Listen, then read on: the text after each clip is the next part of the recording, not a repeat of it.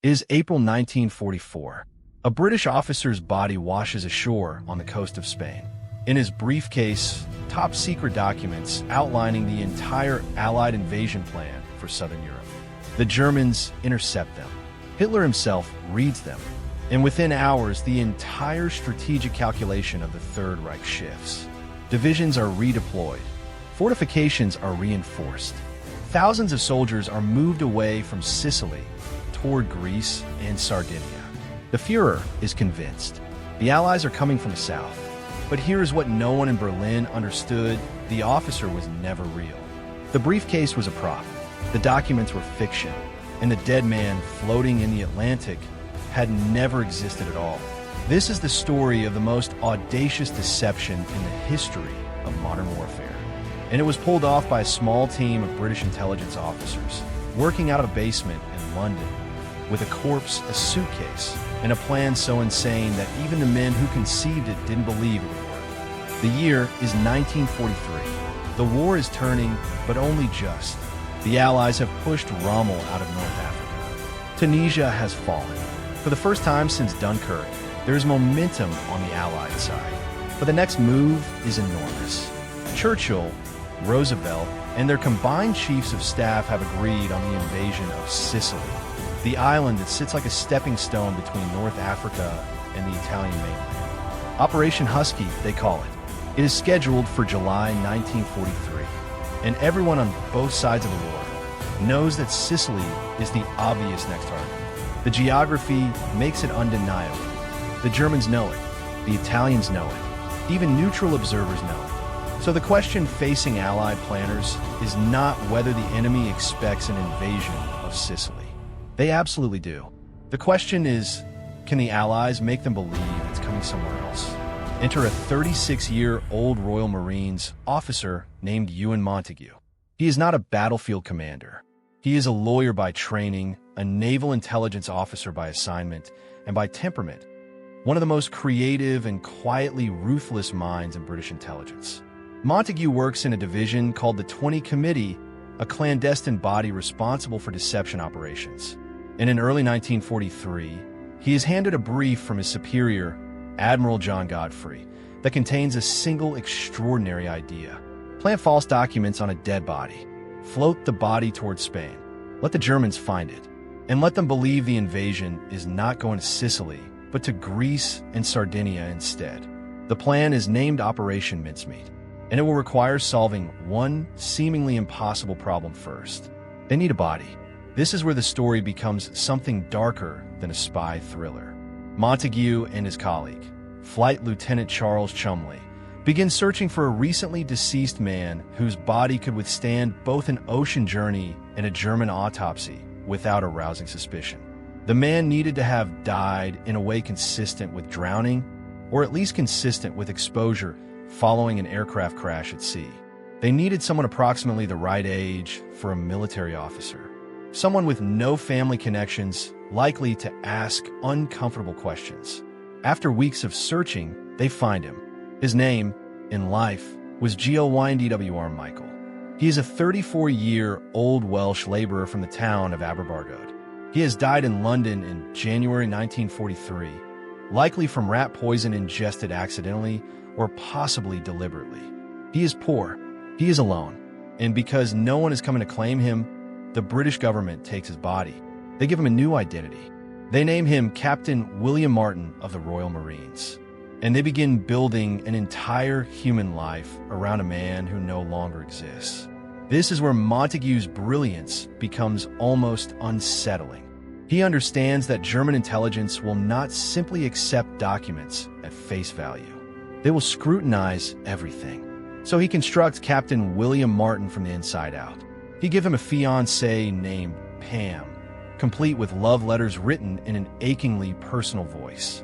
He gives him an overdue bill from his tailor, a receipt from a London jeweler for an engagement ring, a stern letter from his bank manager about an overdraft, a theater ticket stub, a photograph of Pam, actually a photograph of an MI5 clerk named Jean Leslie, who gave her image willingly and without full knowledge of how it would be used.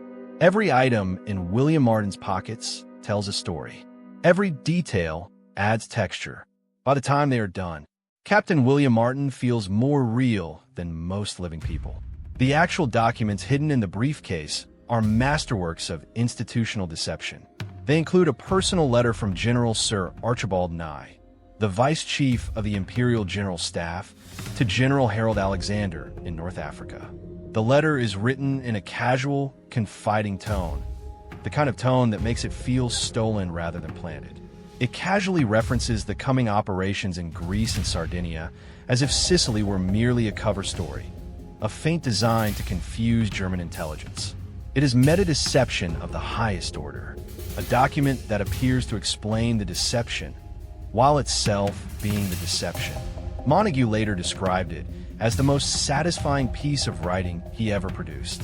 It was designed to be believed precisely because it was never designed to be seen.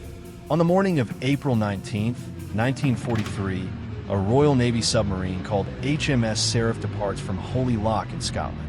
In its torpedo room, packed in a specially designed canister filled with dry ice, is the body of Glyndwr Michael.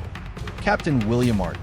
The submarine travels submerged for days, crossing the Bay of Biscay, navigating south along the Portuguese coast. And in the early hours of April 30th, 1943, HMS Seraph surfaces approximately a mile off the Spanish port of Huelva. Commander Bill Jewell and his crew bring the canister to the deck. They attach the briefcase to the body with a chain. They inflate the life jacket, and they slide Captain William Martin into the dark Atlantic water and watch him drift slowly towards shore. What happens next unfolds with almost dreamlike precision. A Spanish fisherman named Jose Antonio Rey Maria discovers the body the following morning. He reports it to the Spanish authorities.